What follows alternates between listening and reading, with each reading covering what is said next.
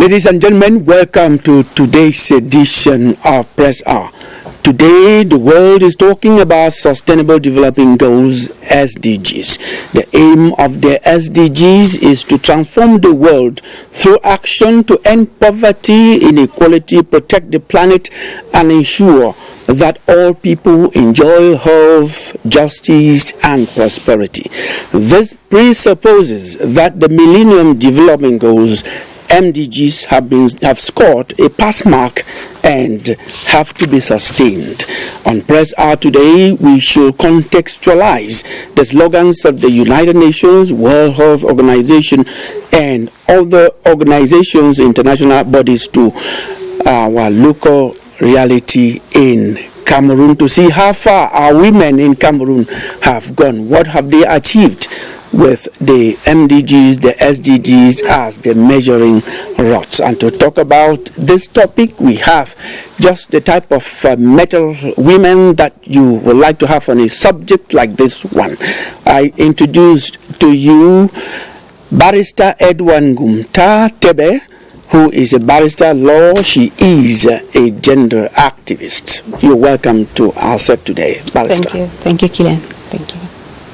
Next to you, meet, ladies and gentlemen, Francisca Moto, who is the director in charge of the promotion and protection of families and children's rights in the Ministry of Women's Empowerment and the Family. Welcome to the program.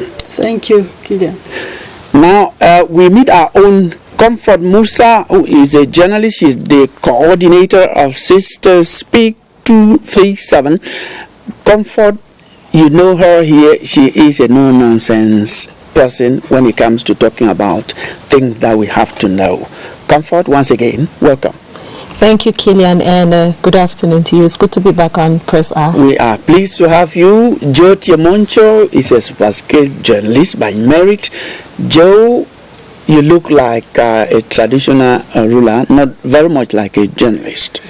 Indeed, a supporter of the women, and of course, a lover of good things, because most of the women these days are doing good things for humanity, and I think that it is just the appropriate way of appreciating beauty in its natural form. Through your outfit? Oh, yes, and the spirit. Ah, I see.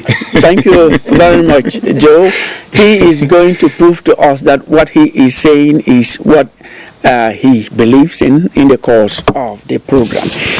We may not have press review the way we usually have it, but ladies and gentlemen, you can be sure that we're going to talk about some of the salient issues that the press fed itself on. In the past week, we had generally the press describe the Bamenda Market fire accident as an inferno.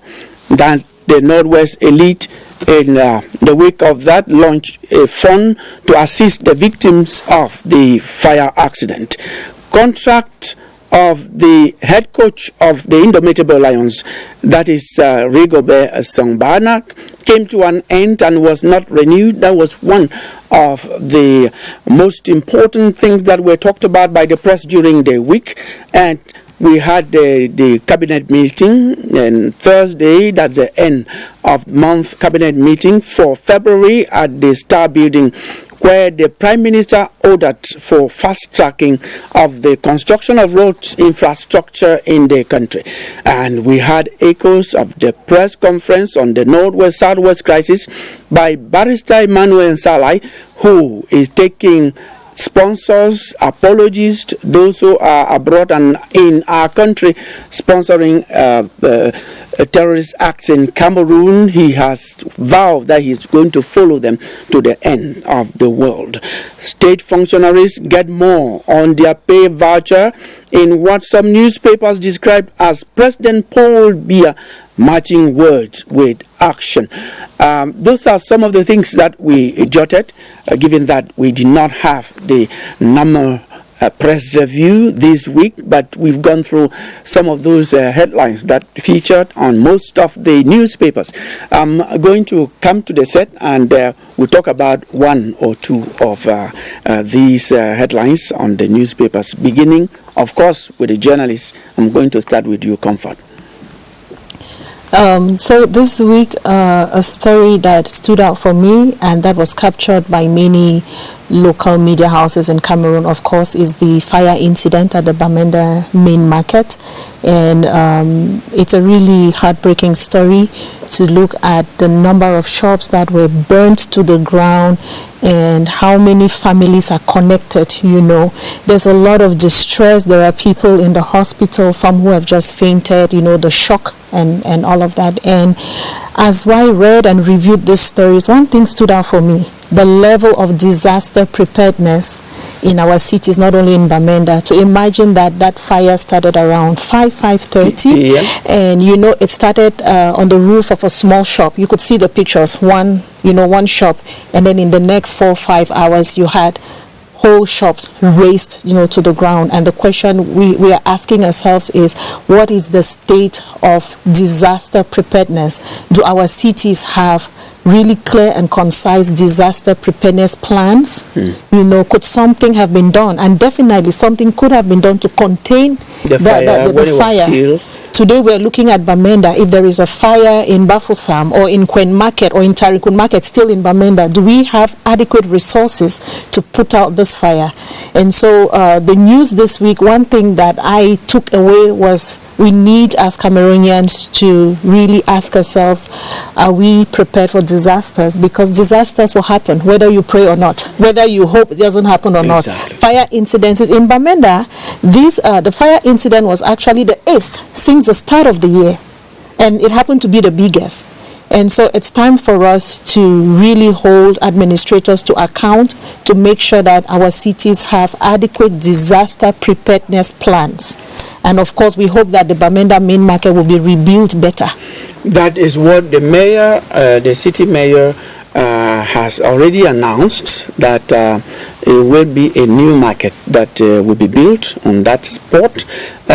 Joe, you also are a journalist with a keen kind of mind, attentive way of looking at things. Before you comment, there is something that Comfort talked about, which is the effect, the replica effect on the owners of the shops that were burned. Some studies were made, and the result was that at least 8 people depend on one Cameroonian that is working, and a trader is someone who is working privately, of course. The impact can be very devastating, Killian and televiewers.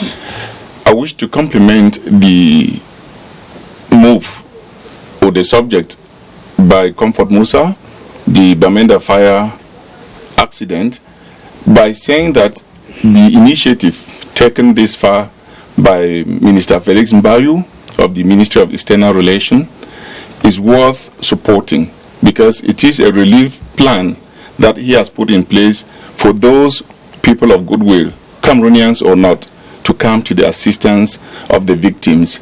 And that plan is open for you to make donations, which will be acknowledged publicly, and those who were the victims will be able to benefit from such an initiative. And so we say kudos to you, Mr. Felix Mbayu. I went through the list, and the first anonymous person gave 10 million, and as at yesterday, they had already raised over 50 million from the contribution, free will contribution. We, as you say, we give credit to the initiators. We also give credit to the response. And those who are responding. And to all of us who are still looking forward to contributing. However, Killian, permit me land with this fact about the firing of Coach Rigobert Song. And I think that it was people-centered decision.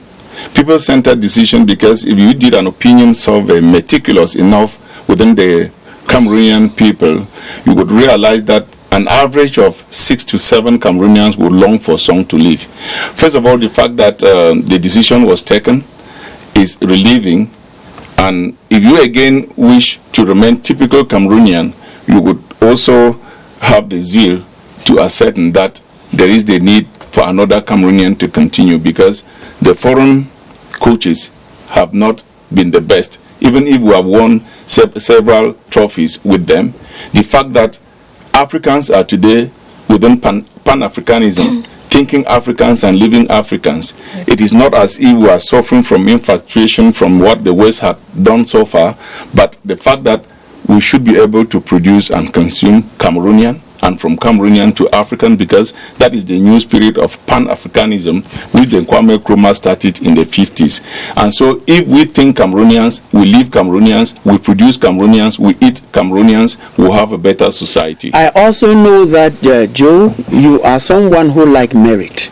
Oh, yes. If a Luka Cameroonian coach merits it, let it be given to a Cameroonian coach. I like that spirit. If a foreigner deserves it better, let it be given to that foreigner in the interest of our country. I think that's the way I look at it. I Yes. just want to chip in here that the story of Rigobert Song's contract not being renewed also points to a very crucial fact in a Cameroonian society. People are not used to people being in an office and then moving to make space for others. It is okay to have a contract and then you step aside for another person. We are so used to everlasting positions. So let's normalize. Well, yes, no, if we're going to judge by poor performance, many people should not be in office. Their contracts should not be refused. But let's normalize the fact that some positions are not forever. You can be in office today and tomorrow you step aside for another person. Yes, I'm not going to limit you. We have been talking about two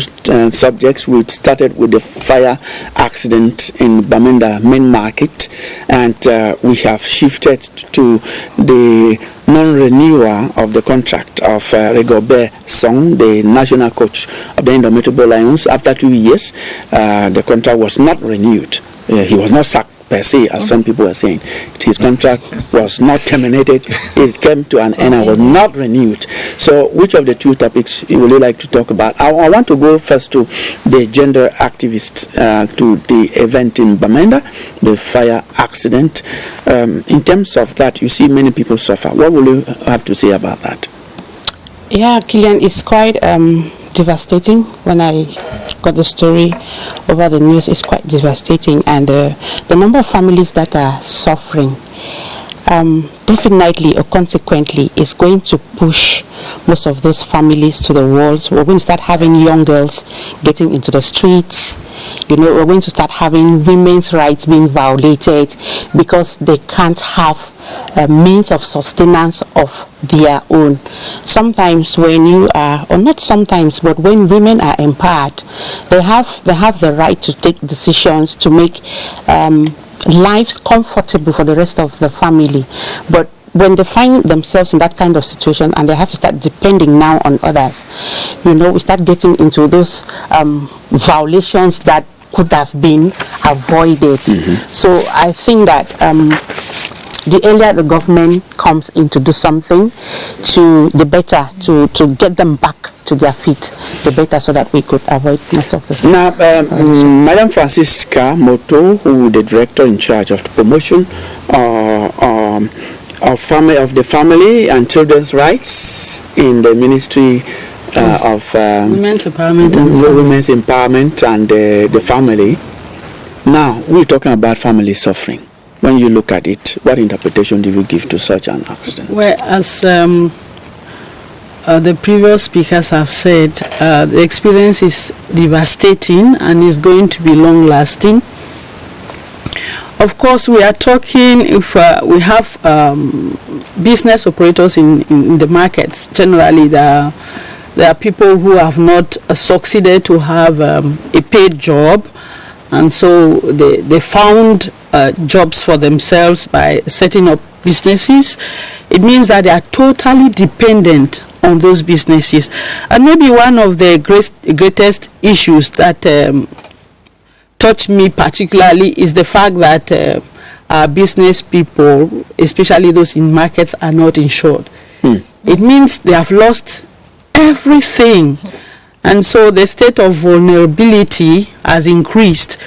Barrister was talking about women becoming more dependent, and when it comes to gender equality that we are fighting for or we are working towards, in as much as we are struggling to make women empowered by either training them or assisting them in setting up their businesses, when events like that occur, they disempower the women. She talked about the risk of gender-based violence because women do not have the means for sustenance. It means they are going to some sort of sell themselves up in order to sustain themselves and their families. Yes, and the children also. We find children going to the streets, and then we'll find some of those families depending on other family members who are better off, and so you see it's going to be a chain.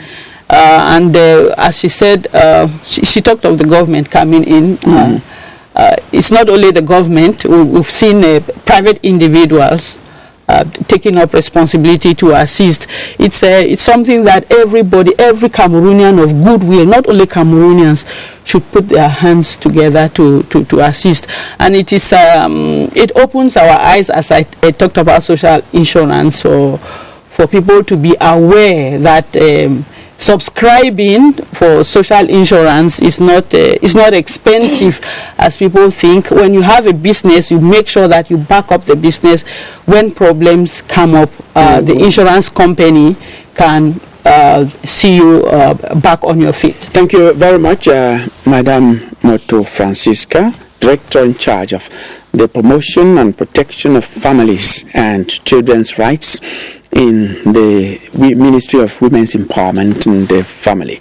We are going to start with you. Our topic today, ladies and gentlemen, if you are just joining us, is the SDGs and the MDGs. I should say MDGs because that's what came first, and today we have the SDGs, Millennium Development Goals, and now Sustainable Development Goals.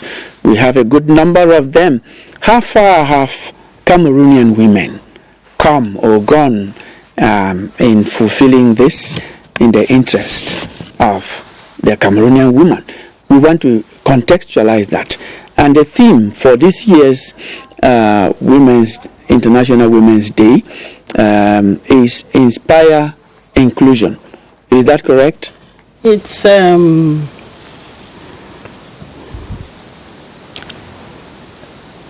Inspire Inclusion.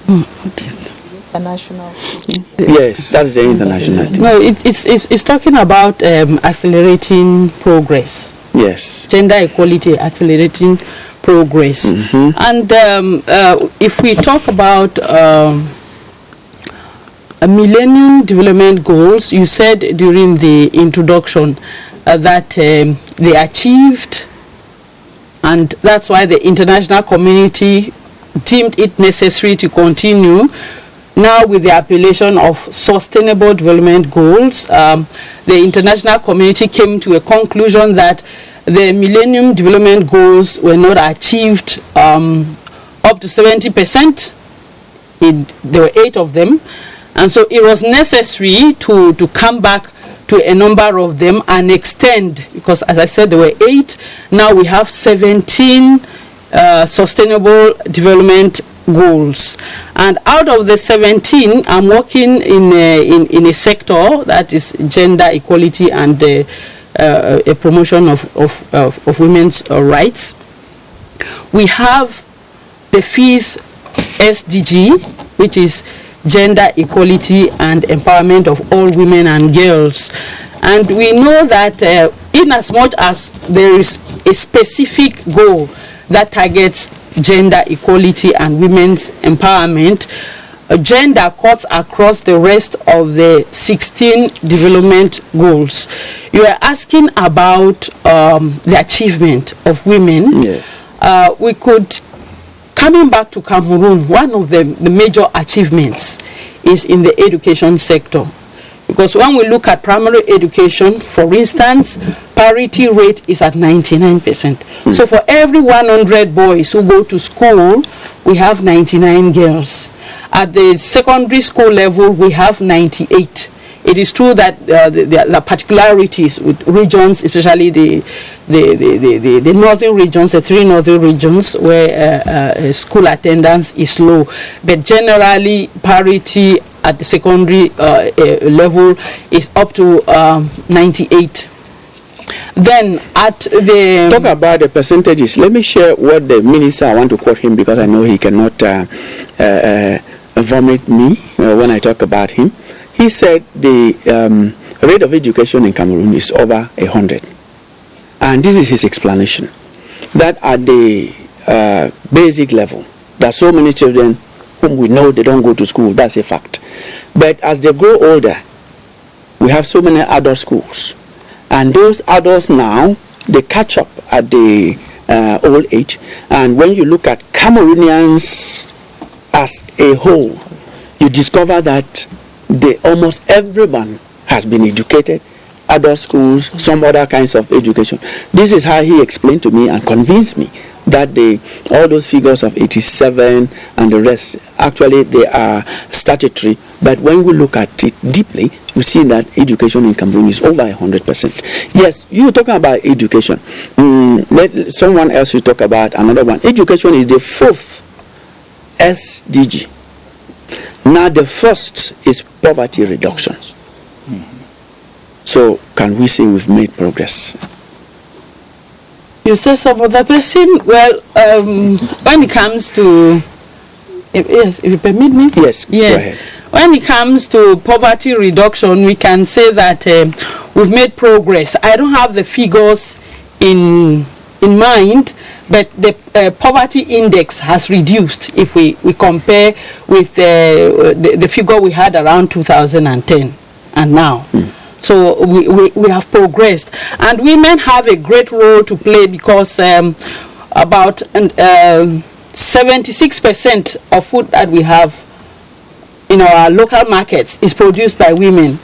And not only food, women are engaged in what we call the informal sector. That's everywhere, doing petty trading and so on. And so the revenue that accrue from the activities helps in reducing family poverty at the family level and at the general level, because the activities affect this a ripple effect in the activities that women are carrying on, and they are not only limited to the informal sector, they are also in the formal sector where women's businesses are registered. Women are getting into businesses which were formerly male preserves. When we think about sectors like automobile, we have women even in the sale of motor parts, importation of vehicles. We also have women in public contracts worth hundreds of millions. You have women in that sector. Yes, some of them are able, some of them drive. I want to go to yes, Joe. I want to go to Barrister Edwin. You are gender activist. This progress that Madame Moto Francisca is giving, some people when they look at it on the ground, they see so many people who don't seem to. We are told that so many Cameroonians live under the poverty line, which is $1 a day, and in the northern regions you have up to 67% of people who live below that poverty line. And we know that even in our towns, when you get out of the little elite few, you get so many people even in our big towns who suffer. So are we actually making progress? We will have to go by the theme of this year in halving or reducing poverty. Yeah, Kian, I think that as someone who actually works on the field with the women, we are making progress, even though it's slow, but we are gradually moving to where we want to be. If we look at like the first point, we're looking at the Sustainable Development Goal number 5, which is gender equality. I want to talk specifically about the legal framework Yeah. towards that direction, because that is where I work. And that's why you are here? Yes, I think that we have made progress.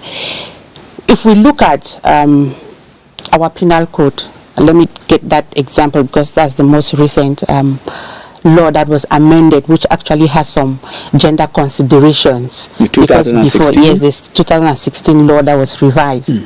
That is the law that has actually considered the stakes of women, and it has been able to bring into play some offenses that actually affect the women directly. Give us some examples of these offenses. First, the very first one that was really at the limelight, that was very discriminatory, was the law on adultery.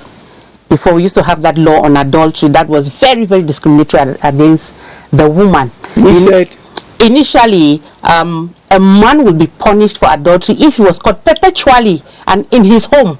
That's when he will be punished. But for the woman, once you're caught wherever you are committing adultery, you're going to be punished.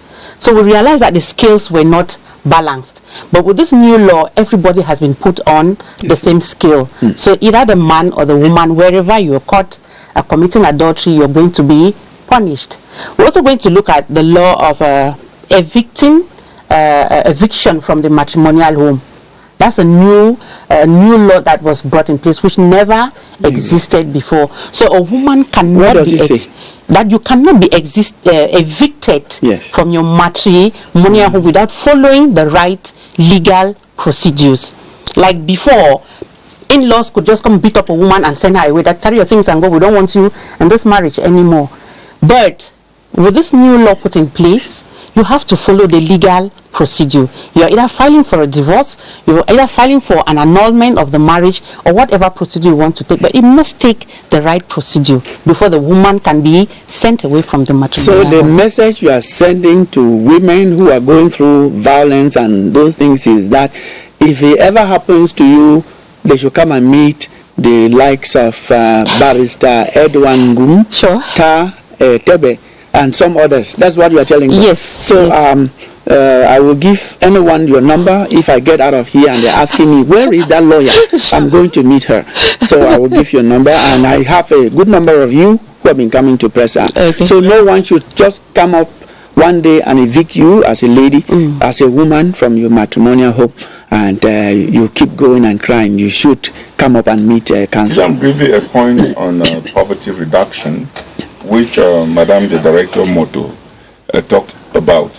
I think that in poverty reduction, we should be looking at the effort that can be made and those that have been made by the women, especially in the rural communities, to improve on their welfare. We realize that food production is very high in the rural community and food dumping is also very high. You have a situation where food that is produced is not eaten in its entirety, and a handful of that same food is thrown away because food processing has been ignored. And so we should be thinking of poverty reduction in the light of enhancing the activities of the rural women who are producing cassava, for example, to do it in a sustainable manner, that they can have their cassava processing center where they have the machines that can grind the cassava, prepare the gari, and package the gari that can last for some time, and they can also import and export. They can also export such product. I also wish to mention the fact that we harvest mangoes during the mango season in large quantity, but after that season, where do we go to? There is not even a piece of mango. A lot of waste. Indeed, a lot of waste. And so food processing should come in to complement the effort of the women in the rural communities in order that food security, sustenance, and poverty are eradicated. Yes, we are talking about SDG 1, that is reducing poverty. SDG 2 is achieving zero hunger. How do we achieve that? Kome, you've been going around and you've gone to areas where I think you can always have a story to share. Zero hunger has to really do with food security, and I would just chime in with Joe that a major issue around food security in Cameroon is the enormous amount of food loss and food waste we have. You just need to go around the market at the end of the day and see how much vegetables are thrown away because people are not able to preserve. And during the tomato season, for example, it's actually given at giveaway prices, and then the very next month, there's so much scarcity. So there is this paradox we have in Cameroon. We are a country that is abundantly rich in agriculture. We even boast of feeding our neighbors. We do, because we export a lot. But at the same time, in this country, there are people whose major challenge is feeding themselves or malnutrition. And this affects the education of the girls, especially in the northern region. There are children who cannot go to school because of hunger. In Pidgin, we often say that na person we don't chop flop feed dream. There are children, I have talked with children, Killian, whose dream, you ask a child in Yaoundé, what do you want to be? Pilot, doctor, teacher. But you ask some kids in some parts of Cameroon, what do you want to be? And they're staring at you. Sometimes their biggest dream is to live in a house that has food. And no child, should be limited to a dream of just food. And a success in this area is the fact that the government ministries in charge of basic and secondary education, as well as other international organizations like WFP, are doing school meals where they actually provide food in school. And it acts now as an incentive for some children to come to school. And where there is hunger, there are girls in some regions in Cameroon where their families would send them out early, to get married. Early marriages, because the parents say, how are we going to feed them? Poverty is an issue. Let's marry her off to someone who can feed her. So the issue of hunger is more than just what is on the plate. It extends to the education. It extends even to early marriages. And so zero hunger will help not just have food at home, but it will help increase school enrollment, because it's for the kids to go to school and thrive in school. And also it will help reduce early marriages in contexts where girls are married off so they can have food. Dylan, to complement the information that Komi is just sharing with us, we can't successfully eradicate hunger without producing and consuming Cameroonian. Okay. If you take the rice, for instance, or the rice that is produced by Semri in the far north, you realize that there are so many Cameroonians who, out of ignorance, will say that they don't know how to prepare or cook the rice, or the one coming from Semri, simply because the mentality or the mindset is such that what is coming from Thailand is what is good. Whereas Thailand available. Yes, what is yes. One thing is certain. I usually look around in this town, and all other people do, to get the rice, to get the Semri rice. The rice is available in Yaoundé 24 on 24. But how many people are even aware? For instance, if you need 100 bags of the rice, or even 250, I can supply to you where I'm sitting. It is the same for Semri if you go to touristic. Okay. But who is taking the time to think Cameroonian, produce Cameroonian, and eat Cameroonian? And so hunger strike or hunger eradication can only be possible if we are self-reliant.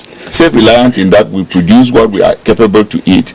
And we also take it serious, because we seem to ignore what is Cameroonian. Yeah, we are not going to continue from what you've said. There is progress that's made. There are obstacles to attain the goals. Other goals are like you have health, which is SDG number 3. We have education, you talked about. We have clean water, clean sanitation. We have decent work. We have renewable energy. We have peace and justice, which is also very important for all these other things to happen. We have climate change, and then we have so many others. We are not going to, because we cannot discuss all of this here. Now we are going to move to something else, which is actually primary in women having progress: politics, leadership. And we're going to play this report done for us by Ebenezer Akanga within this week, as part of activities warming up, hotting up to the celebration or commemoration, whichever one you take, from which angle you want to talk, in the International Women's Day in Cameroon in 2024, which comes up in about 5 days.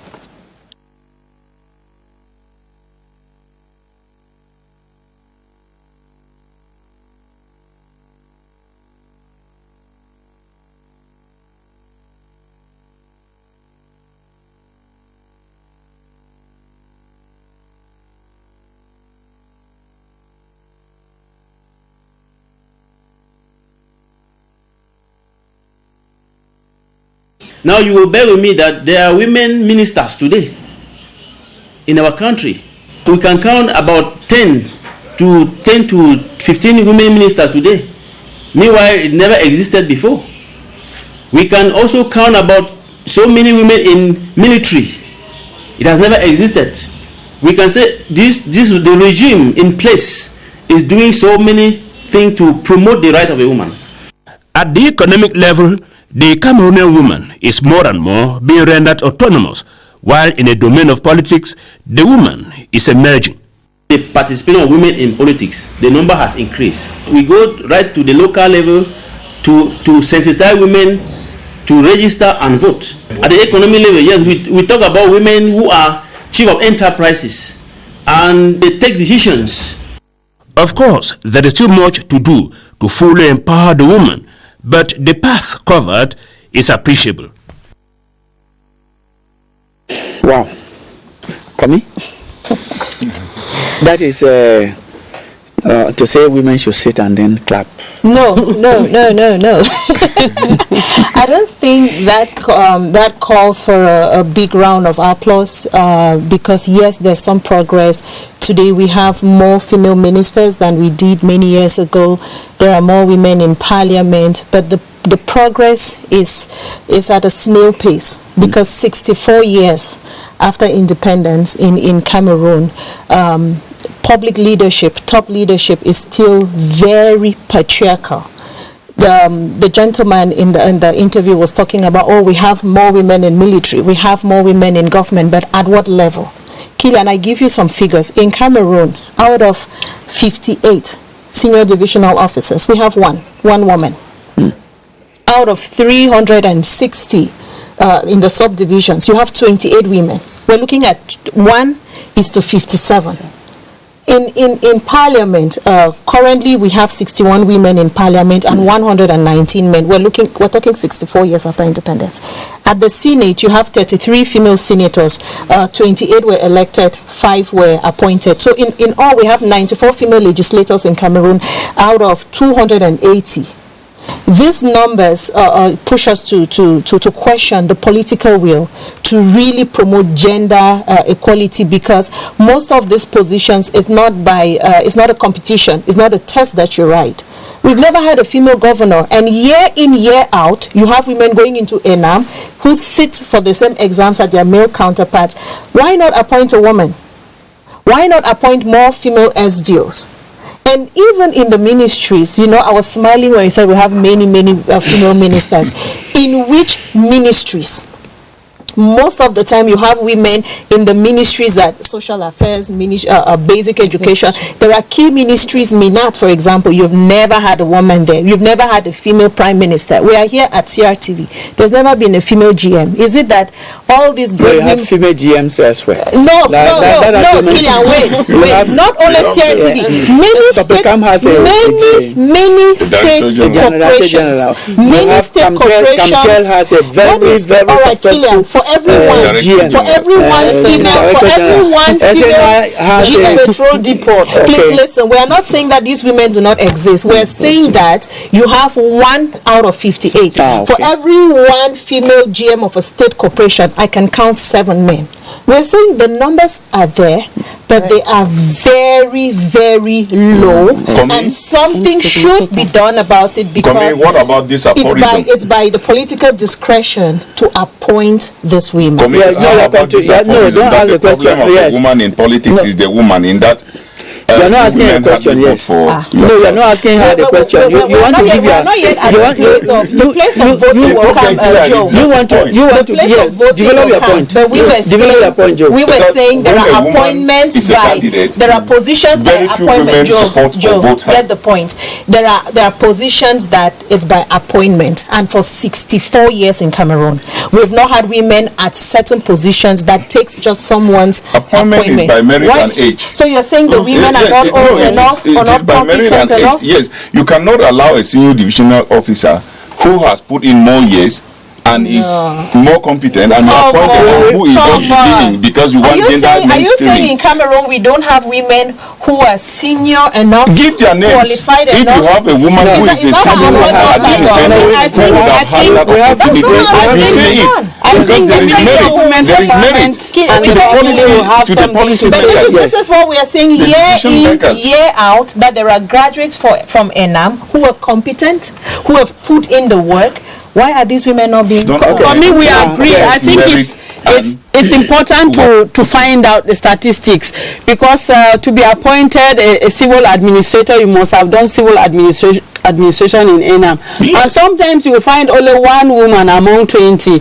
Now, coming back to the pace, you talked about the pace. Yes, slow Don't pace. forget, for me, I'll think that we are fast. We are not slow when it comes to participation of women in decision-making positions, especially appointee. When we talk of women in civil administration, they came in 2006. And we are talking about SDGs since 2015, 16 rather. I thought you were talking Yeah, about the theme of this year is Okay, accelerating.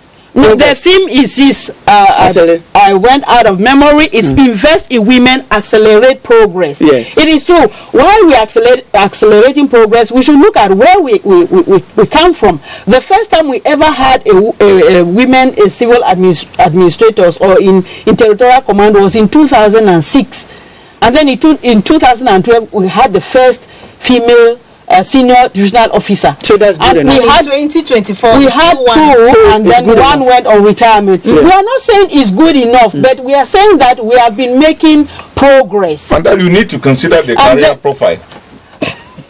It's important. It's important to consider career profile, but also to say that a competence is not tied to a sex, because I heard Thank you. what you said. Yes. Competence Thank is you. not tied to a sex, because we can't say women are incompetent because they are women. They should be judged according to what they are able. Yes, according to merit, what they are able Barrister to do. Edwin, there is this thought and this way of thinking and doing things, which has taken place in many places. It has taken place also in Cameroon, in other areas. Positive discrimination. Why don't you women advocate for positive discrimination? That is to say, not just talking about making progress like Madam Moto is saying. Say no. You don't have to say, okay, from 2006 to today we have to, well, we're making progress. You have to discriminate positively to say that no, we have to have 50.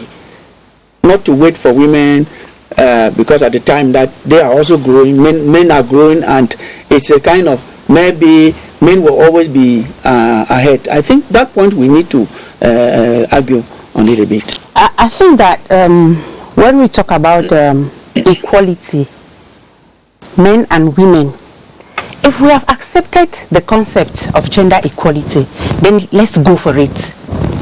Let's go for it and look at it stricto sensu. We should be equal. Men should be equal as. We have to define that equality. As. What does And that then equality mean? women too have to be ready to take up responsibility. Of course. When it comes to Killian, exactly, because Let us look at that equality. if women do not develop their we are not clamoring for competencies, anarchy. We are clamoring for order in a society where order anarchy prevails. how? Because if you are saying that there should be 50-50 in terms of power sharing in the administration, then the career profile should also be such that it gives that possibility for 50-50. And I think that there are women that there are out there competent women who really in have that Cameroon. career profile we have that to get into qualifies that. them. Are you doubting that there are? I'm saying that for a senior they are. administrator Oh no, there are many of senior Superscale, for administrators. instance, There are you so can't many. compare the senior administrator of There are many. Superscale No, standing there are many, Joe. to another one who is a beginner, and because you want equality, a beginner should become the equal of the one. That's not what that is we're about not to we're not retire. saying it's that not we a should be matter of sacrificed competence. experience. Yeah. For me, rather, I talked about statistics. Women accepting responsibility. How many women go into ENAM to do civil administration, for example? Because they can't take any woman from anywhere to appoint as a civil administrator or to head a region or to head a senior, that's a division. So women have to go in for the appropriate training. Yes, we agree. And I think women are. There is a point which is crucial. Women are doing so. Joe, there's a point which is very crucial in this. It's your SDG number 5, gender equality. You were talking about gender equality. We have to define this equality. 50-50 in terms of a man and a woman are equal, or equal opportunities? Equal opportunities. Yes. That is what we are talking about. Okay. The opportunities that the men have, women should also be able to have such opportunities. Now, what is the point if men and women do have the same training, and then during appointment, a woman will be discriminated upon because she's a woman? No, I will not appoint this one because she will soon go for maternity leave. I will not appoint her because she will soon say, oh, the child is sick, she's in the hospital. What's the point? If we are saying that both genders should have equal opportunities, then let's be real. It's not the fault of any woman that she became a woman. Before, she will not be appointed as the director because they think that she will not be able to meet up with the responsibilities based on the fact that she's a woman. I think that that is really, really discriminatory. And society has to have it at the back of their mind that as women, we have those natural tendencies that is not out of their own making. It's not their fault. So they should bear with us that when this, that's compromise. we are not compromising. Bear with you, Joe, like we are not compromising. okay, It is next this is a Maybe woman. Joe, if You I understand? Killian, if I should come in from what Barrister is saying, we are talking about investing in women. Maybe what we should be doing is at all levels, if you are a husband, encourage your wife to go in for appropriate training.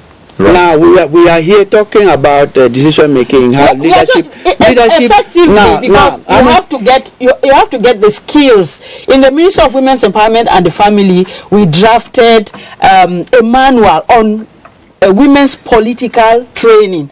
If women are not interested in doing politics, then they cannot occupy those positions. Now we don't have we don't have women of the political parties that are women as we have to speak. be encouraged.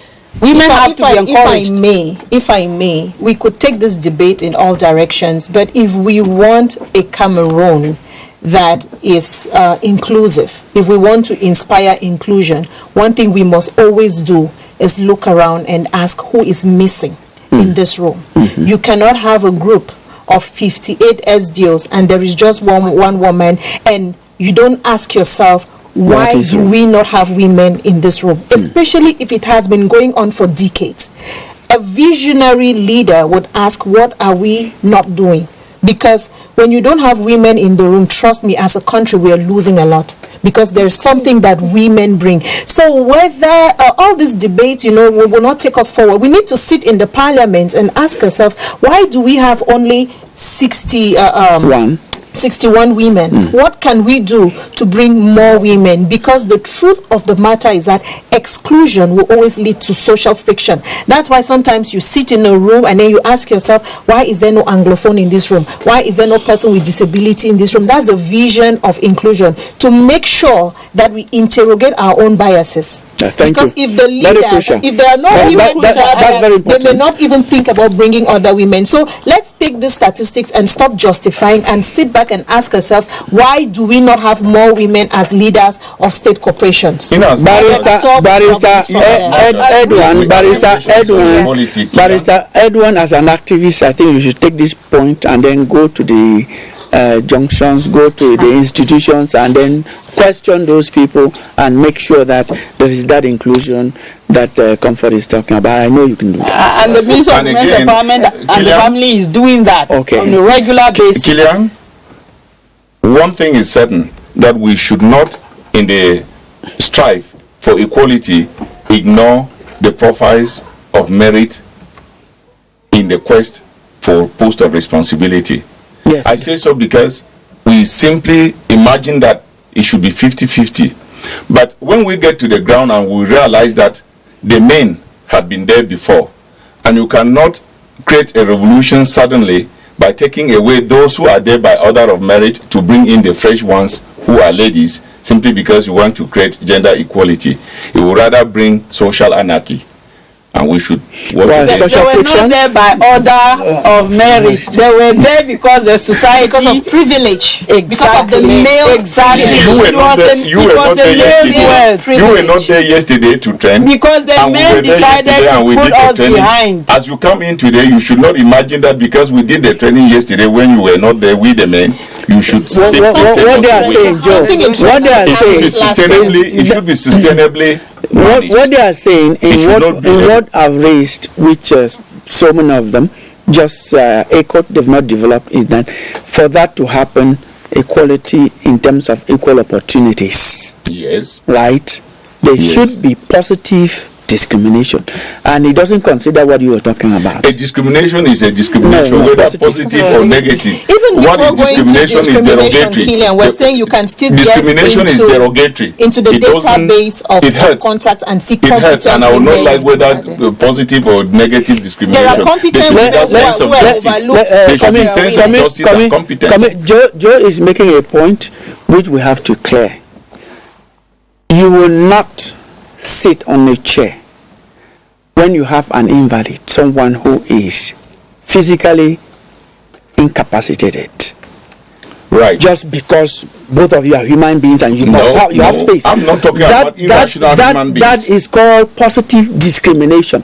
That is just an example that I'm giving you. No, I don't like discrimination to be shaped Positive, into positive okay. and negative. Now we have Discrimination is derogatory. we have 6 minutes to go. We're not going to go into that.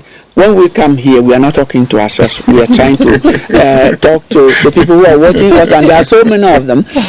We want to encourage positive discrimination because there's just even No, if you the thing- discriminate against me, it hurts. I don't think it's To be positive. honest. I don't think we're pushing for positive When there is discrimination, Killian. That's discrimination, not it what hurts. we're pushing for. We're saying there should be equal opportunities, We and accept it. someone should not be left behind just because of their gender. We accept that. And we think Good. as women, we're saying it is happening, we accept that. and that should change. we But accept that. maybe if he's We- talking about positive discrimination is to make up for the gap. that is what I've been saying. Now, Yes. Study equity. we see, yes, it's that's talking what about that's what I've equity. been talking Yes. about. You Now- don't talk about now- equity without justice. No, please. Joe, you are tracking us back. Equity We is have the 4 minutes. We have 4 minutes to go. There are 4 of you. I'm going to give each of you a minute to talk about some cultural things that we have not, cultural practices that are holding women back. How far have we gone in that line, Madam Motu? Well, talking about cultural, well, the belief system. We are in a patriarchal society where, as Joe was saying, the world has been men's world. And so men think that, or the society thinks that men should always be there. Women do not have space. And so I think it is time to give women the space. If a woman is capable of going to school, she should be sent to school, in Yes, spite of her thank you. sex. Thank you. If she has to do politics, she should be given the space to do the politics, Equal whatever she opportunities. wants Thank to do. you very much. Barrister Edwin, I'm not going to open it for you. I just want to say that you are a barrister at law. We still have female genital mutilation in our country, in the northern and in the southwestern parts of Cameroon. That is a fact. We still have women who suffer during death ceremonies and the rest. Widowhood rights. Yes, so what should be done? I think that And what are you doing? awareness raising is very important here. We need to continuously educate the women. We need to continuously talk to even the actors that handle such situations. We have a lot of And they are- gender most of them are stereotyping. women. Are women. Yes. True. That's why I say we need to create a lot of awareness, letting them know the impact of such cultural activities. First, the law states that it's not going to support any culture that is repugnant to natural justice, equity, and good conscience.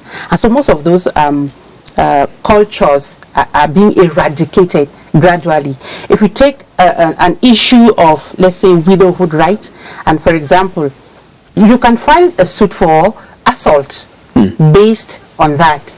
And when such files go in front of the law and decisions taken, it's going to deter the others. Thank you So very I much. think thank you. I'm going to end with a lady. We're not going to end with men to confirm this patriarchal thing that I've been told. So, Joe first. Thank you very much, Cleon. Women in clamoring for their rights should not create social anarchy.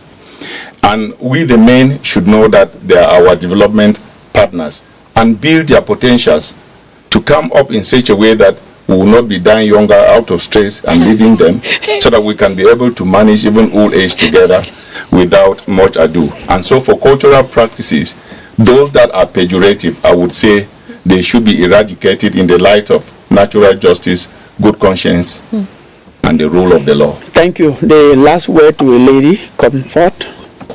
So as we wrap up, I just want to say, when we talk about women in Cameroon and delivering positively for women, we should remember that the Cameroonian, the group is not homogeneous. There are different types of women, and today is World Hearing Day. So I want to use this last minute to just give a big shout out to women with disabilities in Cameroon, especially the women with hearing challenges and speech impairments. This is a group of women in Cameroon that are further marginalized because of the stigma and impediments that stand in their way because of the hearing and speech challenges.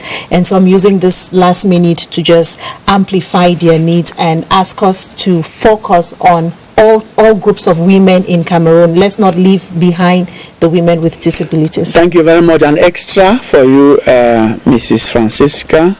We are making progress. Yes, Women have achieved. we are making progress, and we have to continue. If we are talking about making progress, it means there's a lot to do. And so we have to invest at all levels, wherever we are, to invest, give women, girls the chance to go to school, to get the skills, to get trained, to do whatever they are capable of doing, building their potentials. Thank you very much. That was Mrs. Francisca Moto, Director in charge of the protection and promotion and protection of families and children's rights in the Ministry of Women's Empowerment and the Family. Thank you very much for coming. We had Barrister Edwin Gumta Tebe, who is barrister law. She is a gender activist. Comfort Musa, journalist, coordinator, Sister Speaks 237. Thank you very much, Komi, for coming. And Joti Moncho, the only man here who stood up to the ladies, and as he's announced, to his mother. Yes. Superscale journalist. Thank you very much, ladies and gentlemen. Ladies and gentlemen, thank you for watching. There will be a rebroadcast of this program on Monday at 2:30. God bless you.